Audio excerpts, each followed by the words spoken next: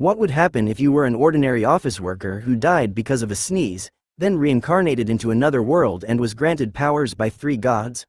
Ryoma never imagined that his miserable life would completely turn around in this isekai, where he becomes a slime tamer, meets the Jamil family, becomes an adventurer, and carries out various activities that astonish everyone with his abilities.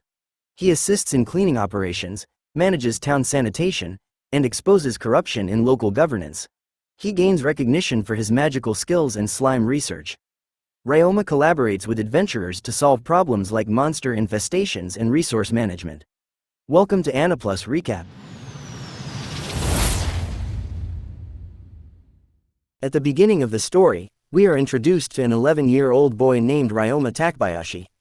He lives in the forest for certain reasons, accompanied by a large number of slimes. We also learn about these slimes, which come in various types.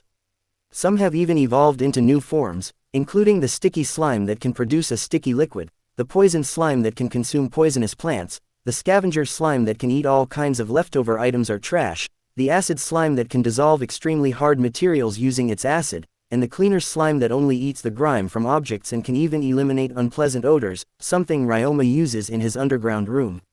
In that underground room, there are 3 statues of gods he worships every day. Ryoma goes about his life in a normal, enjoyable way, although he sometimes has to fight goblins and bandits. Thanks to the blessings of the gods, he is able to handle those situations. One day, while Ryoma is out for a walk, he hears a group of people tending to a severely injured companion. Feeling sorry for them, Ryoma wants to help by offering them some medicine. However, the group treats Ryoma with caution because they are suspicious of a young boy living alone in such a dangerous forest. Moreover, because Ryoma hasn't spoken with other people in a long time, he stammers a bit when he tries to talk. It turns out that the mage in their group has run out of mana, so he cannot use healing magic on his injured friend. With no other choice, they accept the medicine Ryoma offers. Ryoma also invites them to rest at his place.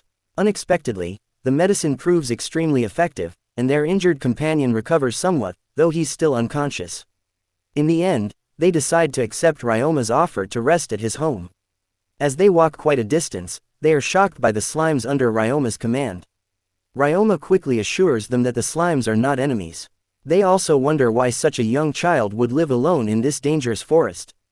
After walking for a while, they come to what appears to be a dead end, but Ryoma opens a door hidden by a powerful barrier spell. Witnessing this, they become a bit more suspicious of Ryoma, who lives alone in a house big enough for only one person. However, once they enter, they find themselves impressed by the house. Ryoma then serves them a portion of medicine and some cold drinks. At this point, he begins to introduce himself and gives them a fabricated backstory because they are growing curious about his origins. One of them also introduces himself as Reinhard Jamil, a nobleman and the heir to the dukedom of the Jamil family. Upon hearing this, Ryoma is shocked, realizing Reinhard is a very important person. Then there's his subordinate, Zepp, who serves as a scout, Camille, a mage, Jill, a swordsman, and finally Hughes, the one who was being treated. The reason they were attacked, they explain, is because of some bandits and a black bear, which injured Hughes. They couldn't make it to the nearest city to properly care for Hughes. Duke Reinhard asks where Ryoma learned his magic and potion-making skills. Ryoma explains that he has survived in this forest for 3 years, ever since he arrived here as a small child with his grandfather and grandmother, who were former adventurers. However, 3 years ago they passed away and told him to go to the nearest village. Because Ryoma is an outsider, he is afraid people might dislike or reject him. Once they hear this, they understand his situation better, though they still feel a bit worried about him. Then they pull out a crystal ball to check Ryoma's status. If Ryoma really has special abilities, they will stop worrying and won't force him to go to their city. They are astonished by Ryoma's skills. It is also confirmed that Ryoma is not a criminal. Although he doesn't have much combat power, he does have extremely high defensive skills, strong mental fortitude, and advanced home-related abilities. His levels in those areas are already very high, which is remarkable for someone who is only 11 years old. Not long after, Hughes recovers. They express their deep gratitude and prepare to leave for the nearest city, bidding Ryoma farewell.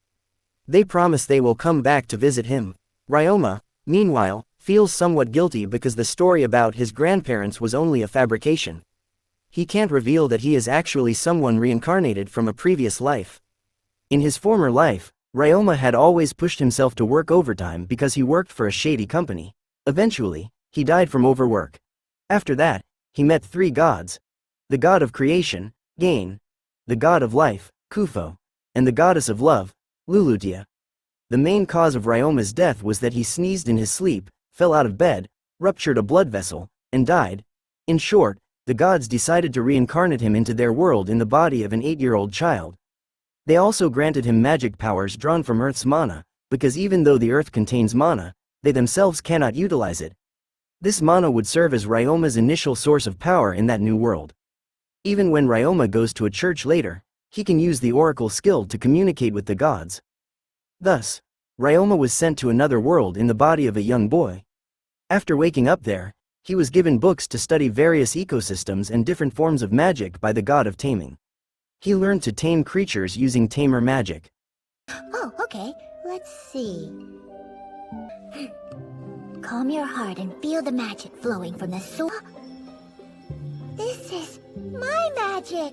Through you, envision that same energy flowing out of your body.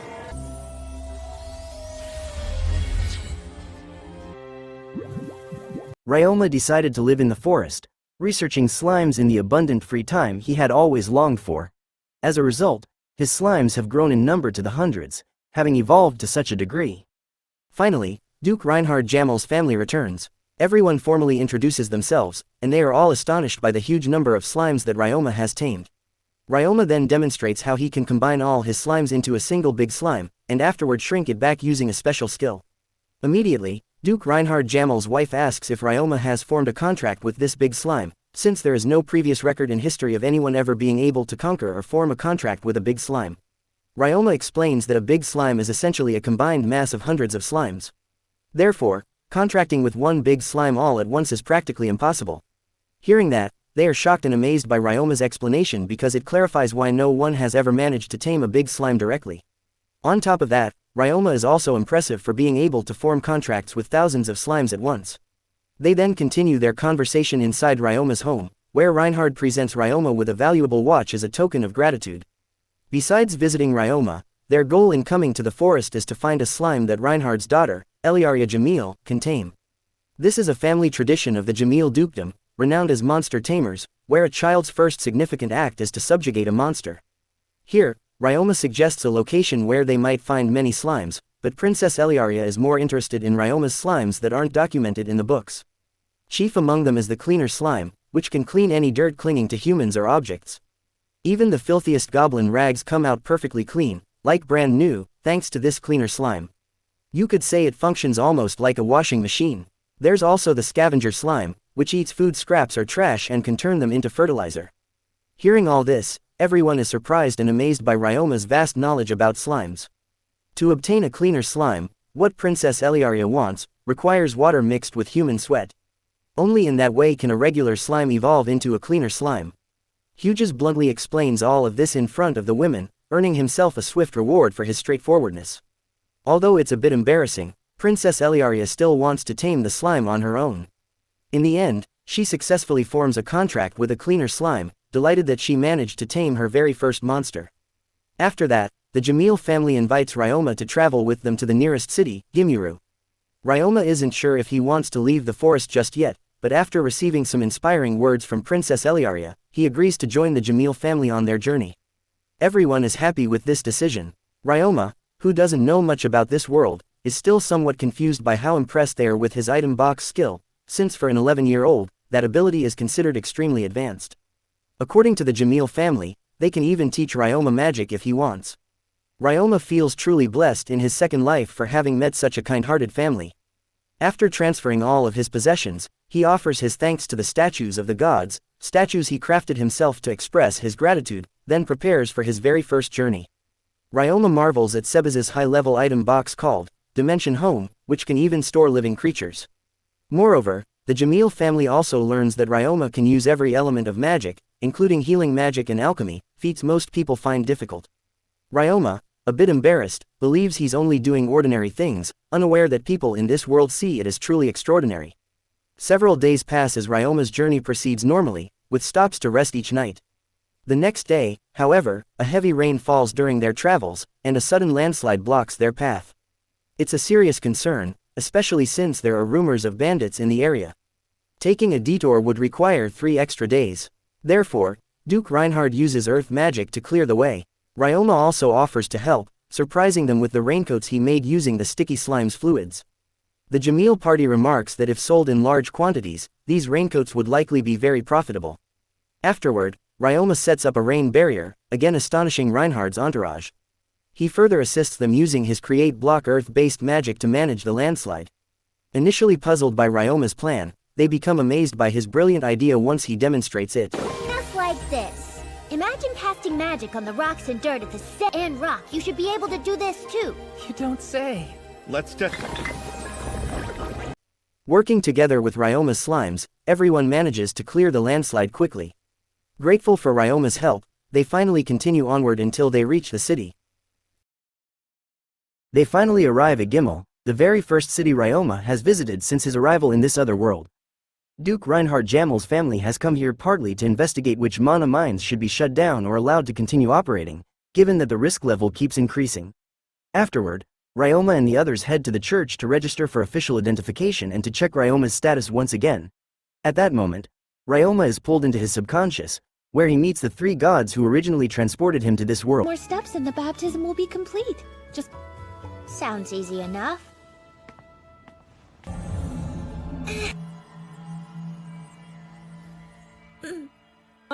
It's been a long time.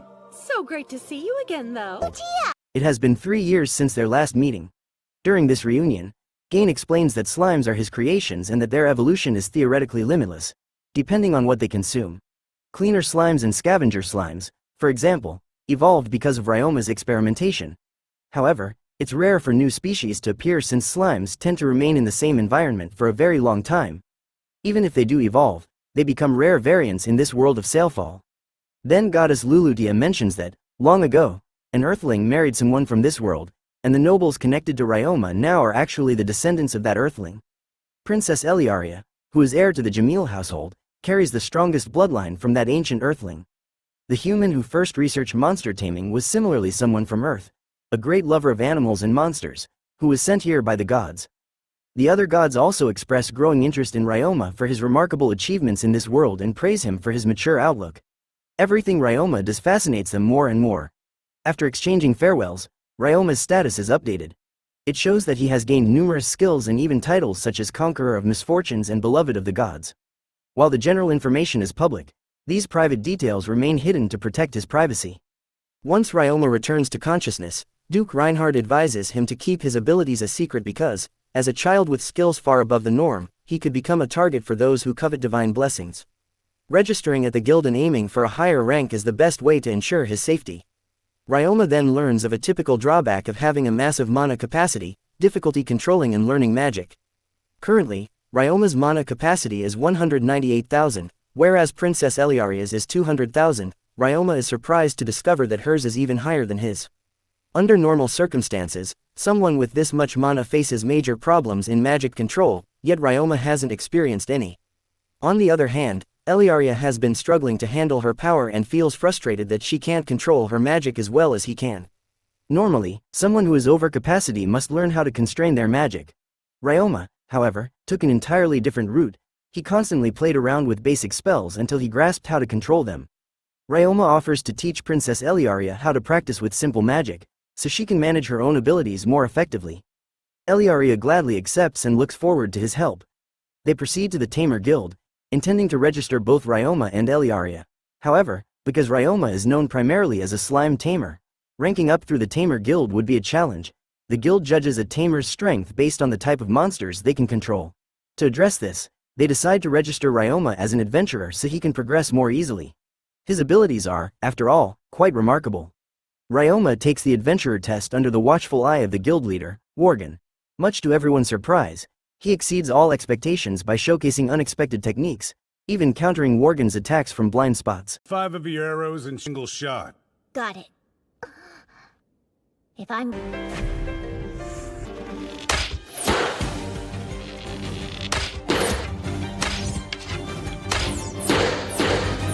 slit. In the forest. Maybe that helped.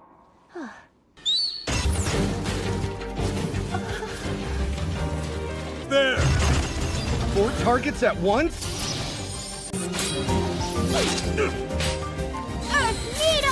Stop! You win! I surrender! The test is... In the end, Ryoma passes the test with flying colors and is awarded the beginner rank of G. He can eventually climb up to rank S if his accomplishments receive enough recognition. Everyone praises Ryoma's formidable abilities. For his first official quest, Ryoma picks a house cleaning job, believing he can utilize his scavenger slimes for it. The next morning, after bidding farewell to Duke Reinhardt and his family, Ryoma arrives at the client's home, who, as it turns out, a half-beast named Mia, who had practically given up on cleaning her own home due to the worsening state of filth, turned out to live right next to an abandoned landfill. The trash had begun piling up and spilling over into Mia's yard. Ryoma immediately set to work cleaning up all that garbage using his scavenger slimes. He also sealed off the hole through which the trash was entering Mia's property, and before long, his first cleaning job was done. Mia was so happy, and even moved to tears, seeing how quickly everything had been restored to pristine condition. She gave Ryoma a small bonus and wrote a glowing report for him. Afterward, Ryoma returned to the Adventurers Guild to report the completion of his task. The receptionist was amazed at how quickly he had finished, and Mia had even added a bonus to the usual payment. However, Guild Master Worgen summoned Ryoma to discuss a new request: cleaning the city's public toilets, which had become overrun with filth. Worgen believed it would be perfect for Ryoma, given how quickly he had handled Mia's house cleaning job. Nevertheless, this was likely to be a big undertaking. The local government had slashed the city's sanitation budget because the mines were producing drastically lower revenues, and signs of embezzlement had surfaced. Moreover, with wages for the city sanitation workers, particularly those from the Gimu region, going unpaid, the public toilets had been left in a terrible state. Hearing all this reminded Ryoma of his old boss at the shady company back in his previous life, the one who refused to pay employees their rightful wages. Ryoma decided he would also inform Duke Reinhard Jamel's family about these financial irregularities. Outraged to learn that the money they'd been sending to this region was being mishandled, Duke Reinhard launched an immediate investigation. Meanwhile, Ryoma accepted the request to begin cleaning the toilets the following morning. The next day, Ryoma visited the site, which consisted of 30 public toilet buildings. They were in deplorable condition. He donned a special protective suit crafted with his slimes, ensuring his safety. Then he set his scavenger slimes loose to devour all the refuse in the first building. He also used magic to clean the entire area, transforming it into a place so spotless it practically gleamed. Before long, the scavenger slimes began splitting because of all the waste they'd consumed. However, Ryoma discovered that the place was actually contaminated with toxins and filled with dangerous miasma. Concerned, he went back to the Adventurers Guild to report the urgent situation. There, he found Duke Reinhard and his family questioning the guild master further about the embezzlement. Upon seeing Ryoma, they first asked about his well-being, something that touched him deeply. They placed greater importance on his safety than on the miasma itself. Ryoma advised them to cordon off the public toilet area and allow only him to continue the cleanup. Although this was met with resistance, since it would be risky for Ryoma alone, he explained that involving others would be even more dangerous. He was the only one with high-level resistance skills against poison and miasma. In the end, they reluctantly agreed and stationed guards outside. Among them were several adventurers hired by Guild Master Worgen. Ryoma instructed them all not to let anyone else enter, as it was too hazardous. After preparing, Ryoma resumed his work. Because his slimes were constantly fed, their numbers swelled to over 1,000, and the big slime evolved into a voracious king slime. Ryoma worked day and night to clean the public toilets as quickly as possible so that the miasma wouldn't spread. Meanwhile, Duke Reinhard's family periodically checked on Ryoma's progress while investigating the city's financial irregularities. Even though the other adventurers urged Ryoma to rest, he wanted to finish the job swiftly. In his eyes, this workload was nothing compared to what his former company demanded of him in his previous life. Before long, his scavenger slimes had increased to over 3,000 in number. After 3 days and nights of non-stop labor, Ryoma finally completed the job. The proud guild master congratulated him on resolving such a critical problem for the city and insisted he go home and rest. Memories of his mother came flooding back to Ryoma, how she would always wait for him to return home, even when he worked past dawn. Once his mother passed away, he felt utterly alone. Coming back to Duke Reinhard's estate, the warm welcome from the family reminded him of his mother's hospitality, and he couldn't hold back his tears. Ryoma felt profoundly grateful for having been brought to this new world. How come to greet me? Just like this. Oh my. I'm sorry. I'll be fine. Oh, there. You think of him? I couldn't keep my tears inside. The warmth I thought I'd feel again, it was back. And little by little, it filled a forgotten hole in my chest. Whichever you prefer. The next day, Eliaria and the others cooked a special meal for Ryoma to thank him for his hard work. While eating, he felt truly loved. Eliaria also asked him to start teaching her how to play with simple magic to help her control her own powers more effectively. Delighted by Eliaria's request to help perfect her magic, Ryoma gladly agrees. In return, Ryoma hopes to learn some offensive magic from Camille, the mage in Duke Reinhardt's entourage. Once they arrive at their practice location, Ryoma immediately begins teaching Eliaria various basic spells, for example, turning small bursts of magic into something akin to sparkling fireworks or water ball balloons. He also gives her all sorts of tips and fun exercises so she can play with her bubbles, like turning them into volleyballs or shaping them into other objects. Everyone is impressed by Ryoma's imaginative approach, since these creative training methods had never crossed their minds before. After that, Ryoma begins studying assorted offensive and defensive spells from Camille. Amazingly, Ryoma manages to replicate everything Camille shows him after seeing it just once. Camille teaches him everything he knows, and Ryoma absorbs it all like a sponge. Next, Sebas steps in to teach Ryoma mid-level space magic, because Ryoma has met the prerequisite capacity by already mastering a simple teleport spell. Now Ryoma can delve into warp magic and even Dimension Home, which is an advanced version of Item Box that can store living creatures. After a long practice session, Ryoma successfully learns Dimension Home quite skillfully. Time flies by, and before they realize it, evening has come. The next day, everyone heads to a nearby mining area to exterminate monsters, fulfilling the nobility's duty of protecting their territory. For young nobles like Eliaria, this sort of field experience is fundamental before heading off to attend school in the royal capital. Hearing that Eliaria will soon leave for the capital saddens Ryoma a bit, but he still wants to support her ambitions. Upon entering one of the abandoned mines, Ryoma's group goes in one direction while Duke Reinhardt and the others proceed to inspect another.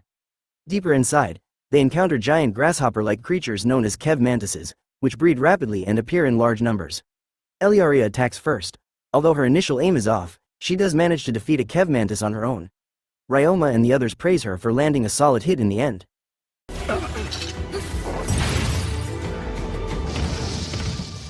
that?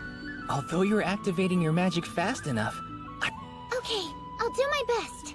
When it's Ryoma's turn, everyone, including the knights and Eliaria, gasps at how easily he dispatches 4 monsters at once using only his martial arts.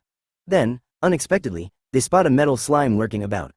Eliaria captures it and gives it to Ryoma as a thank you gift for teaching her so many useful magic techniques.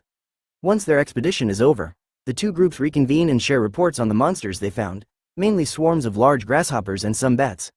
Deciding it's too dangerous for amateurs, Duke Reinhardt arranges for the Adventurers Guild to send out properly ranked individuals to clear the mines. Meanwhile, Ryoma experiments with alchemy, using the rusted iron ore found in the mines. To everyone's astonishment, he succeeds in separating out the impurities, ending up with perfectly refined iron. They are all astonished at how skilled he is in alchemy, since most alchemists they've met in the past could barely do anything useful. Seeing Ryoma's potential, Duke Reinhardt suggests introducing him to a merchant named Serge, a trusted contact who can act as a broker for selling Ryoma's unique creations, like the newly purified iron. However, Ryoma requests that his identity remain confidential, for fear that someone might exploit his talents or threaten him for profit, especially given that he is only 11 years old. Serge agrees, thanks to Duke Reinhardt's recommendation, and also sees a lucrative opportunity in Ryoma's skills. Later, when the adventurers gather at the guild, Guild Master Worgen shares the news that the city official who embezzled the public sanitation funds has been arrested, thanks to Duke Reinhard Jamel's investigation. With that problem resolved, there is no longer any concern about a lack of city cleaning funds. Worgen also posts a new request, to eliminate the monsters in Gimu's mines, as scouted out by Duke Reinhardt's party. In the meantime, Ryoma decides to run some experiments on his newly acquired metal slime. He discovers that it seems frightened of acid-based liquids, likely because they could melt its metallic surface. On the other hand, poisons or other toxins appear to have minimal effect on it. And so, with the corruption uprooted and future plans taking shape, Ryoma continues to explore new possibilities in both magic and alchemy, unaware that his growing reputation is about to open even more doors in this world. Just then, several adventurers arrive to pick up Ryoma for a mission in the mines. Eliaria greets him warmly, cheering him on. Upon reaching the mining site, Guild Master Worgen explains the monsters present in these mines: CEV mantises, cave bats, and small rats. Although each species is considered a low-level threat, their overwhelming numbers pose a serious danger, forcing the adventurers to coordinate closely. Worgen also notes that Ryoma has advanced to rank F after resolving the public toilet crisis, and if he succeeds in this mission, he might be promoted to rank E. They split into groups. While trekking deeper into the mine, Mia casually asks Ryoma about how many slimes he owns. Ryoma replies that he has over 4,000, prompting odd looks from everyone. The adventurers then inquire about his fighting style, and Ryoma explains that although he can use a variety of weapons, his primary specialization is magic. Because of this, they request he target any flying enemies. Before long, monsters appear, and the group quickly dispatches a wave of them. However, they soon encounter a massive horde of cave bats. Seeing that Jeff's party could be overwhelmed if the bats surround them, Ryoma decides to try out a new spell of his own invention. Sound Bomb, a deafening sonic blast. Jeff and the others are puzzled at first, but Ryoma casts a protective spell to shield everyone's hearing. Then he unleashes the Sound Bomb, instantly wiping out the cave bats in one big explosion of sound. He and his slimes also clean up the leftover monster remains with ease, impressing the other adventurers with his resourcefulness. Just as Ryoma's party is leaving the mine, they receive an urgent alert about a huge band of goblins discovered in a different section of the tunnels. Guild Master Worgen declares an emergency quest to wipe them out.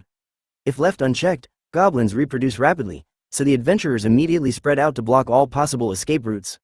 The plan goes into action. Mia and Cilia lure the goblins into a prearranged choke point where Ryoma has set up a trap filled with acidic slime fluid to melt the advancing goblins. Should any goblins climb free of the pit, the other adventurers are ready to take them out. However, the wave of goblins is far larger than anyone anticipated. The adventurers quickly run low on supplies, and many are injured. Realizing time is critical, Ryoma and his slimes move to the front lines to stall the goblins. He then prepares to use Sound Bomb again, and Jeff warns everyone to cover their ears. Thanks to the opening Ryoma and his slimes create, the adventurers manage to flank the goblins and strike decisively.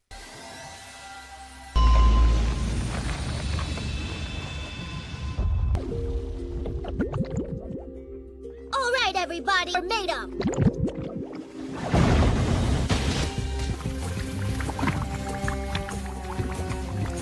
Either. End of the line for you, monsters!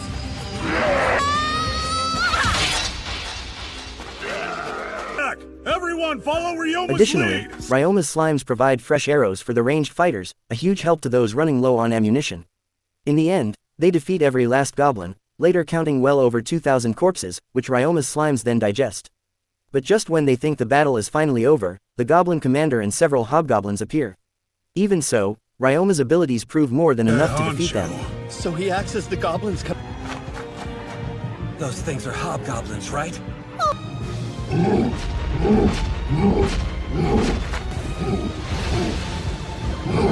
Afterward, the adventurers are amazed by Ryoma's cleaner slimes, which remove the stubborn, foul-smelling goblin blood that typically remains even after hundreds of washes. Mia jokes that Ryoma should open a laundry service, convinced it would be immensely popular. Ryoma says he'll think about it. As they exit, Ryoma notices that his heel slime has evolved once again and now can use high heel. All those who benefited from the heel slime's powers thank Ryoma profusely. Everyone can't help but feel grateful to Ryoma, both for the goblin extermination and for demonstrating his remarkable slimes in action. And in turn, Ryoma grows increasingly aware that his abilities may reshape not only his own future, but possibly the future of many in this world. Guild Master Worgen announces that everyone's reward will increase due to the recent incident, bringing joy to the adventurers. On the way back, Ryoma explains to them how he obtained his heel slime and mentions how the Tamer Guild tends to underestimate slimes, believing that only strong monsters determine a tamer's rank. In contrast, the other adventurers are amazed at how Ryoma can control so many slimes at once, acknowledging his extraordinary ability. Hearing this, Ryoma grows more appreciative of his life in this new world, from the moment he arrived to meeting so many kind people and being able to work here. He feels genuinely grateful that he is valued. Upon returning to Duke Reinhardt's mansion, Ryoma recounts the events in the mines, mentioning the enormous group of 2,000 goblins they encountered.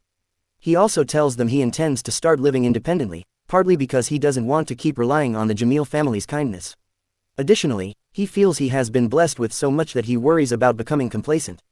Eliaria tries to talk him out of it, but after hearing his reasoning, she falls silent. In truth, the Reinhardt family had anticipated that Ryoma would make this decision eventually, given his hardworking nature and self-reliance, but they're surprised it came so soon. They grant him permission to live on his own, but with 3 conditions. He must write to them often, he must visit them occasionally without hesitation, he must not be afraid to ask them for help whenever he needs it. Eliaria adds one more condition: Ryoma must meet her once every 3 years during her school holidays. Ryoma promises to keep his word. Lastly, until Duke Reinhardt leaves town, Likely when Grellfog season arrives, Ryoma must stay at their mansion. During the Grellfog season, they plan to contract a Limauer bird, which is famously difficult to tame. Eliaria extends an invitation for Ryoma to join them in that venture as well. Ryoma then explains his plan for living independently. He'll be an adventurer and also launch a laundry business that utilizes his slime's cleaning abilities, powerful enough to remove even stubborn goblin stains. The attendants and maids all agree that such a shop would thrive, because adventurers typically have to throw out equipment ruined by sweat and grime. With a slime capable of both cleaning and deodorizing, Ryoma's laundry service should be a hit. Moreover, Duke Reinhardt requests Ryoma's help in managing the abandoned mines near Gimu, so that they don't become infested with monsters again. Ryoma cheerfully accepts. The following day, Ryoma and Eliaria visit Serge at the Morgan Trading Company to ask for assistance in setting up the laundry business. Having witnessed Ryoma's slimes in action, Serge readily agrees, convinced the service will be an instant success. He suggests Ryoma also register with the Merchants Guild, which will simplify the formalities and protect Ryoma from unscrupulous competitors. At the Merchants Guild, they meet Guild Master Gisela, a keen businesswoman with a discerning eye for people's character. Ryoma fills out his application form, and Gisela immediately recommends a prime location for his future shop. The property is situated near both the Adventurers Guild and a residential area, not far from the industrial quarter, an ideal spot with high foot traffic. Ryoma promptly decides to purchase the land, leaving the paperwork to Serge. Serge also plans to assign some employees to help run the new business, so Ryoma won't have to do it all alone, especially since, at 11 years old, he risks being taken less seriously by some. Ryoma then sets about building his new shop with the help of his slimes and magic. He also plans to include dormitory rooms for employees, to spare them from having to rent outside lodgings. As the building nears completion, he enlists assistance from Duke Reinhardt's guards. Soon after, some adventurers pitch in to paint the building, eager for the shop's grand opening, since many of them struggle to find time to clean their gear. Ryoma decides on the name Bamboo Forest Laundry, referencing the meaning of Takebayashi, his surname in Japanese. Eliaria suggests planting flowers beside the shop to beautify it, and Ryoma agrees. She asks him about his previous work in his old world, and he gives her a simplified explanation without revealing too much. Grateful for her support, Ryoma promises to make a handmade doll with her when they both have free time, noting that he used to design dolls in his past life as a sideline. The next day, Ryoma wants to hold a small party at his new shop to celebrate, but first he visits the church to pray to the gods. There, he meets Kufo, learning that Lulutia and Gain are currently on Earth, enjoying a vacation. Even Kufo recently toured mysterious sites on Earth like Atlantis. After chatting for a while, Kufo cautions Ryoma about. Kufo advises Ryoma to keep training himself to think more like an adult, explaining that his current youthful age can still shape his perspective. Afterward, Ryoma invites everyone who has helped him to a celebration party at his new shop. We are then introduced to two new characters, a pair of twins, Carla Norad and Calum Norad, who have been sent by Serge to work for Ryoma. Once the food is prepared with help from Eliaria and the maids, Serge and the twins arrive at the shop, and all of them exchange introductions. Ryoma shows Carla and Calum how to run the laundry service, greeting customers, quoting prices, and demonstrating how his cleaner slimes can remove dirt without using water, meaning there's no need to hang laundry out to dry. He also shows them the employees' office space and the small dorm where they can stay after work. A fleeting memory crosses Ryoma's mind of his first job in his previous life, where no one paid attention to his attempts at a welcome speech. Here, however, everyone respects and listens to him intently, which fills him with gratitude. Once the party begins, complete with an enthusiastic kampai, Carla and Calum discreetly observe Ryoma's interactions, wanting to gauge his character. Realizing how warmly people treat him, they start to trust him as their new boss. Everyone enjoys the meal, and, at the end, they bid their farewells. The twins confirm for themselves that Ryoma is genuinely a good-natured person.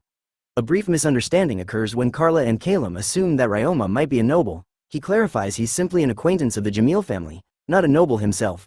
The following morning, Ryoma and his employees open the shop.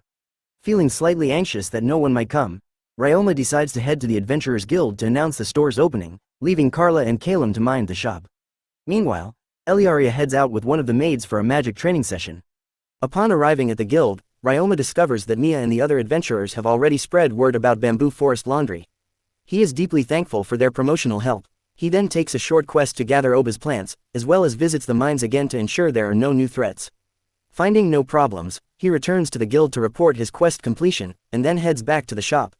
To his surprise, a long line of customers has already formed, all eager to have their clothes, armor, and other gear washed, especially after their most recent battles. Overwhelmed, Carla and Calum are doing their best to keep up, so Ryoma jumps in to help. By closing time, Ryoma is thrilled by the rush of customers but feels bad for Carla and Callum, who barely had any time to rest.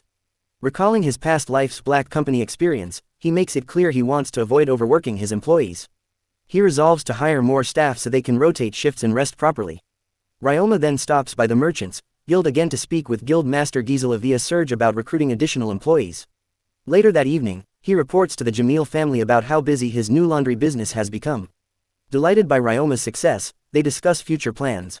Ryoma, about to take a well-earned rest, feels content as he recalls his former life, when he worked endlessly and was always exhausted.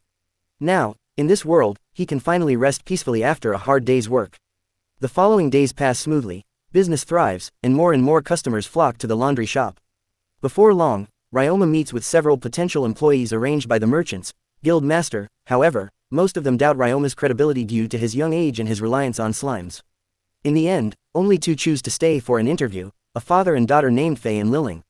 Although Faye's leg is injured, Ryoma can heal it, and he also reassures them that staff lodging the employee dorm is available, so they don't need to worry about housing costs.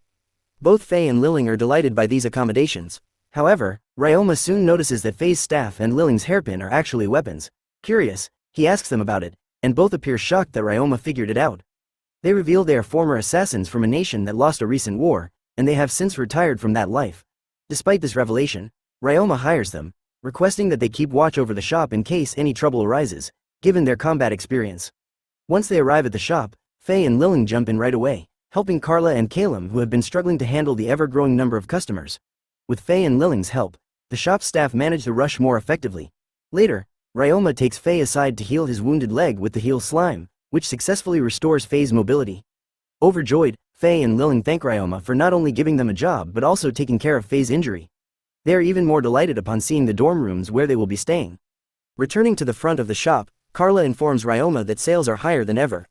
She predicts that once the word spreads beyond Gimu, they may attract even more customers.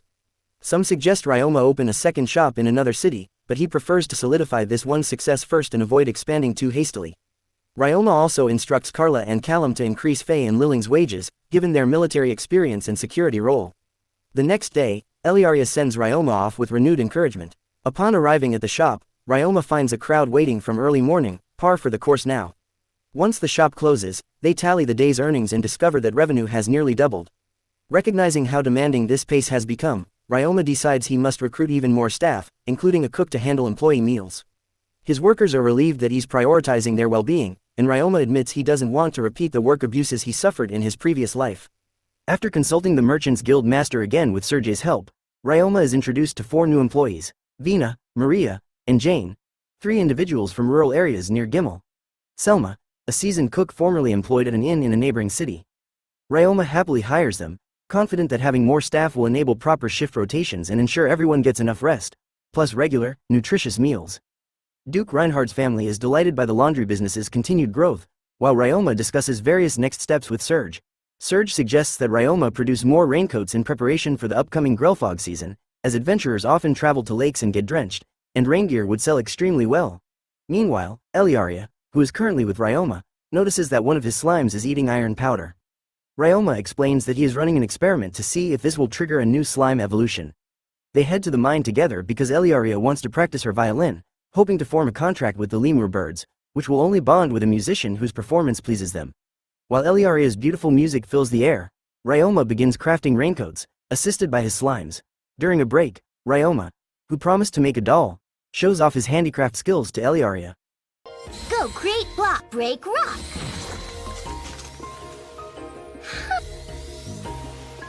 So far so good. Now for the...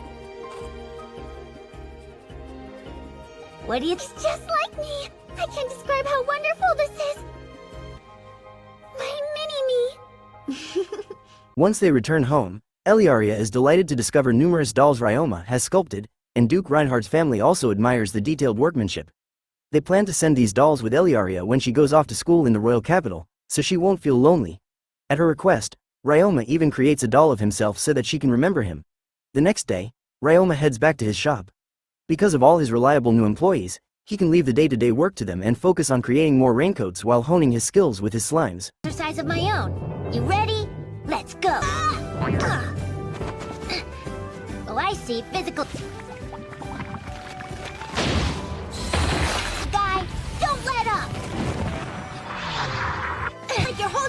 me down right there! During this process, he's thrilled to discover that the slime which had been eating iron powder evolves into an iron slime. From this, Ryoma concludes that if a slime only consumes one type of metallic powder, iron in this case, it becomes an iron slime. If it consumes mixed metal powders, it evolves into a metal slime. When he returns to the store, Ryoma notices that the cleaner slimes have been multiplying because they've been feasting on so many dirty garments. Meanwhile, sales have tripled, thanks to the shop's growing reputation throughout Gimu. Overjoyed, Ryoma thanks his employees for their hard work. He also realizes he hasn't yet given anyone a day off. Ecstatic at the prospect of having weekly breaks, his employees mention how rare such benefits are, especially given the widespread exploitation and harassment by unscrupulous merchants or nobles in other places. Recalling his own harrowing experiences at a black company in his previous life, Ryoma is determined to ensure no one working for him suffers the same fate. He therefore institutes one rest day per week with rotating shifts. Ryoma visits the Adventurers Guild, where the receptionist, Melon, informs him that an out-of-town party of adventurers has captured a rare slime, but they can't sell it to the Tamer Guild because the guild considers slimes worthless. Intrigued, Ryoma offers to buy the slime. One member of the group, drunk and belligerent, initially scoffs at him, upset that the slime can't fetch a high price.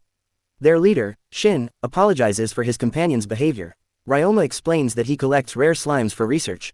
They show him a bloody slime, which can suck its target's blood like a vampire until it's completely drained. Delighted by Ryoma's generous payment, especially since their party is strapped for cash, the adventurers accept his offer. Ryoma also suggests that they stay in Gimu to hunt grell frogs once the season arrives, as the frogs can be turned into valuable medicine and shield materials, potentially improving the party's finances. Grateful for the tip, they agree. Returning home, Ryoma quickly forms a contract with the bloody slime. He sees potential in its ability to absorb blood, which could be helpful for disposing of monster corpses. As the days pass, the gods observe Ryoma's growing prosperity and are pleased by his progress. Eventually, grellfog season dawns, and Eliaria invites Ryoma on a trip to a lake, where she intends to contract with a lemur bird. Ryoma, too, is permitted to try forming a contract. The next morning, before attempting to tame the lemur birds directly, they first practice bonding by forming contracts with ordinary pigeons, which allows them to share a sensory link. Ryoma compares this to flying a drone in VR, a concept from his former life, so he adapts quickly. Eliaria also manages it, though less smoothly at first. During their conversation, Ryoma learns that the Reinhardt family members each have unique affinities with different magic beasts. For instance, Eliaria's mother once tamed over 100 wolves, establishing them as mountain guardians of valuable medicinal plants. Duke Reinhardt, however, specializes less in taming and more in swordsmanship and martial arts. Before long, Ryoma finishes a fresh batch of raincoats and delivers them to Serge. He recommends that adventurers purchase these raincoats ahead of the season, much like the ones he used to clean the public toilets in the past. 2 days later, Ryoma joins Eliaria's family on an excursion to the lake to tame lemur birds. He's excited, but also aware that once this adventure ends, he'll part ways with them for a time. On the way, they run into the adventurer party Pierre Ofsicum, who have successfully collected many grell frogs, thanks to Ryoma's advice. The adventurer who was previously rude apologizes to Ryoma for his drunken behavior. Arriving at the lake, everyone is mesmerized by the beautiful lemur birds flying overhead. Meanwhile, some adventurers are busy hunting grell frogs, wearing the waterproof gear Ryoma produced. One reckless bard attempts to tame a lemur bird with a flute performance but fails. The birds spurn him, and when he foolishly attacks them, they retaliate and nearly harm nearby spectators.